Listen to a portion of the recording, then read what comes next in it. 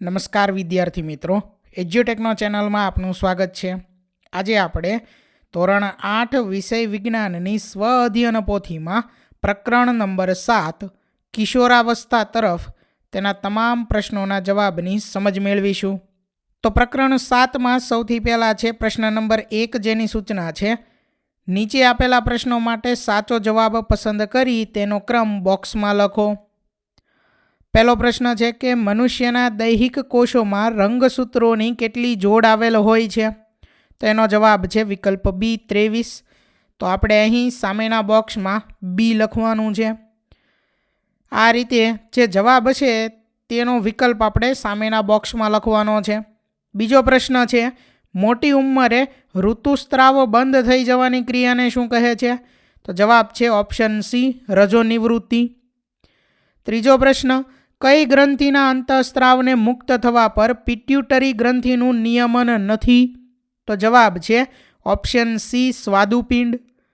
પ્રશ્ન નંબર 4, દેડકામાં કાયાંતરણ કયા અંતઃસ્ત્રાવની અસર હેઠળ થાય છે? જવાબ છે ઓપ્શન ડી, થાઇરોક્સિન. પ્રશ્ન નંબર 5, નીચેના પૈકી કઈ ખોટી જોડ છે? જવાબ છે ઓપ્શન સી, વૃદ્ધિ અંતઃસ્ત્રાવ એડ્રિનલ. ત્યાર પછી આગળ પ્રશ્ન નંબર 6, કઈ ગ્રંથિના સ્ત્રાવના ઉત્પાદન માટે આયોડિન તત્વ જરૂરી છે? જવાબ છે ઓપ્શન બી, થાઇરોઇડ. ત્યાર પછી હવે આગળ પ્રશ્ન નંબર 2, જેની સૂચના છે જોડકા જોડો. તો અહીં વિભાગ એ અને બી આ બે વિભાગ આપેલા છે, બરોબર. વિભાગ એની અંદર સૌથી પહેલું છે ટેસ્ટોસ્ટેરોન. તો એની સામું આવશે બી, નર ગૌણ જાતીય લક્ષણ. ત્યાર પછી બીજું છે વૃદ્ધિ અંતઃસ્ત્રાવ. તો એની સામું આવશે સી, સામાન્ય ઊંચાઈ. ત્યાર પછી ત્રીજું છે થાઇરોક્સિન. તો એનું સામું આવશે ડી, દેડકામાં કાયાંતરણ. ચોથું છે એડ્રિનાલિન. તો એની સામું આવશે એ, તણાવની સ્થિતિનું નિયંત્રણ. તો પહેલાની સામું બી, બીજાની સામું સી, ત્રીજાની સામું ડી અને ચોથેની સામું એ આવશે. ત્યાર પછી હવે આગળ જોઈએ. બીજું જોડકું અહીં આપેલું છે જેમાં એની અંદર પહેલું છે ગોઈટર. તો એની સામું આવશે બી, થાઇરોક્સિનની ઉણપ. તો ગોઈટર રોગ જે છે તે થાઇરોક્સિનની ઉણપના લીધે થાય છે. ત્યાર પછી બીજું છે ડાયાબિટીસ. તો બીજા સામું આવશે એ, ડાયાબિટીસ રોગ ઇન્સ્યુલિનની ઉણપના લીધે થાય છે. ત્રીજું છે એઇડ્સ.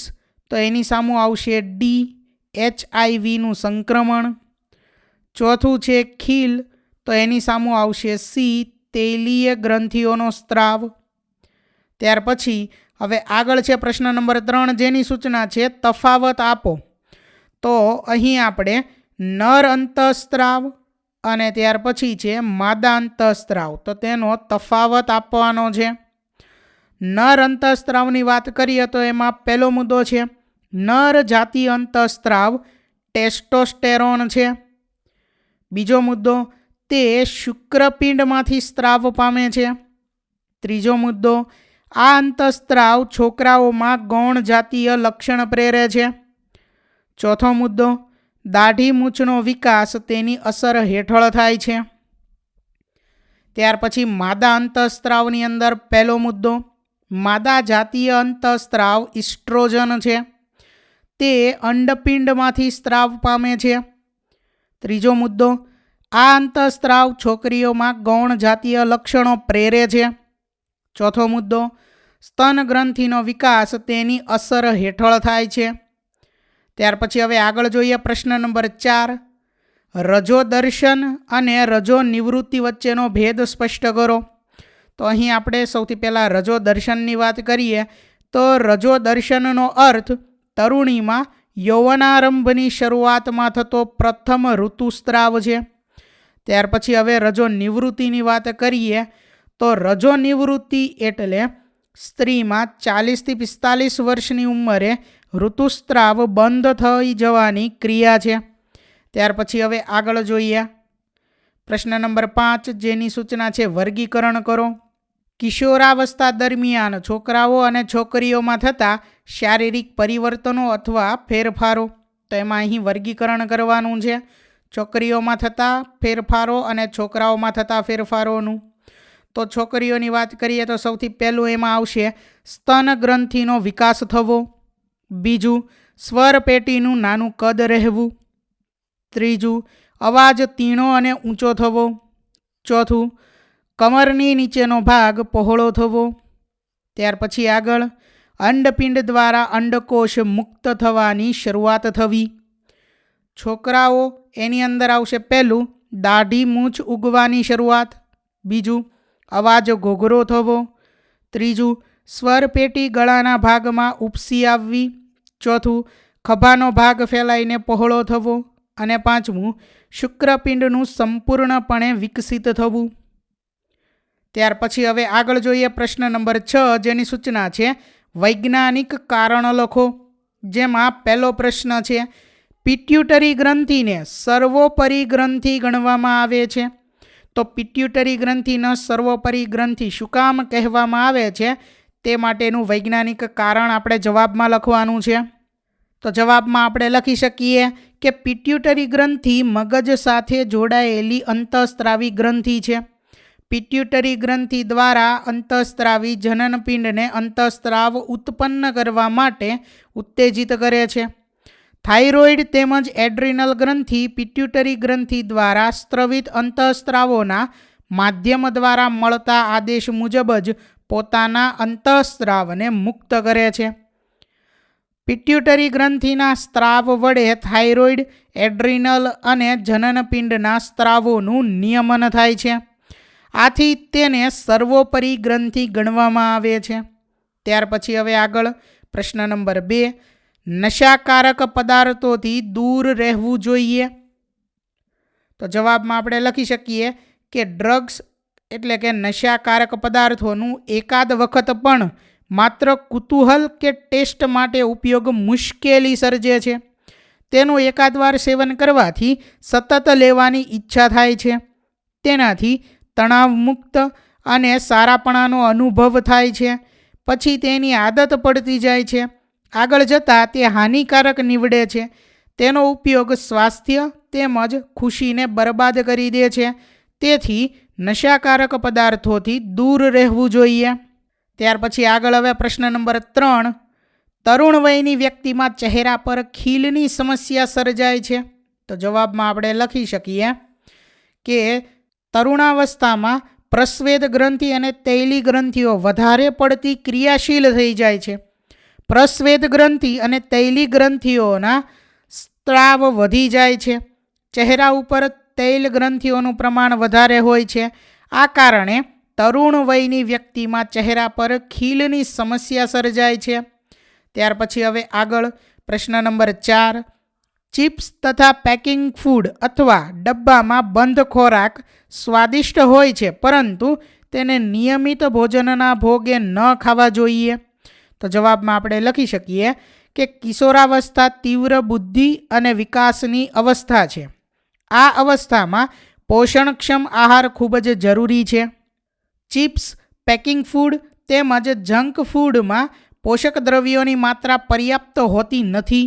આથી કાર્બોદિત, પ્રોટીન, ચરબી, વિટામિન, ખનિજ ક્ષારોની પર્યાપ્ત માત્રા મેળવવા સંતુલિત આહાર લેવો જોઈએ. તેથી ચિપ્સ તથા પેકિંગ ફૂડ અથવા ડબ્બામાં બંધ ખોરાક સ્વાદિષ્ટ હોય છે, પરંતુ તેને નિયમિત ભોજનના ભોગે ન ખાવા જોઈએ. ત્યાર પછી આગળ પ્રશ્ન નંબર 7, જેની સૂચના છે માગ્યા મુજબ જવાબ આપો. પહેલો પ્રશ્ન, પ્રજનન સ્વાસ્થ્ય શબ્દ સમજાવી તેને જાળવવા માટે આપણે શું શું કરવું જોઈએ? તો એના માટે અહીં જવાબ લખેલા છે, જે તમારે જોઈ અને લખવાના છે. ત્યાર પછી આગળ પ્રશ્ન નંબર 2, કિશોરાવસ્થા દરમિયાન સમતોલ આહારની આવશ્યકતા જણાવો. તો કિશોરાવસ્થા દરમિયાન સમતોલ આહારની આવશ્યકતા અહીં લખેલી છે, જે તમારે જોઈ અને લખવાની છે. ત્યાર પછી આગળ પ્રશ્ન નંબર 3 છે ઋતુસ્ત્રાવ એટલે શું સમજાવો. તો આ પ્રશ્નનો જવાબ અહીં લખેલો છે, જે તમારે જોઈ અને લખવાનો છે. આગળ છે ત્યાર પછી પ્રશ્ન નંબર 4, મનુષ્યમાં લિંગ નિશ્ચયન સમજાવો. તો આ પ્રશ્નનો જવાબ પણ અહીં લખેલો છે, જે તમારે જોઈ અને લખવાનો છે. આગળ જોઈએ ત્યાર પછી પ્રશ્ન નંબર 8, મનુષ્યમાં લિંગ નિશ્ચયન ફ્લો ચાર્ટ પૂર્ણ કરો. તેના આધારે એ અને બીની લિંગ ઓળખો. તો અહીં ફ્લો ચાર્ટ આપેલો છે, જે તમારે જોઈ અને પૂર્ણ કરવાનો છે. બરાબર, આ દરેક વસ્તુ અહીં લખેલી છે.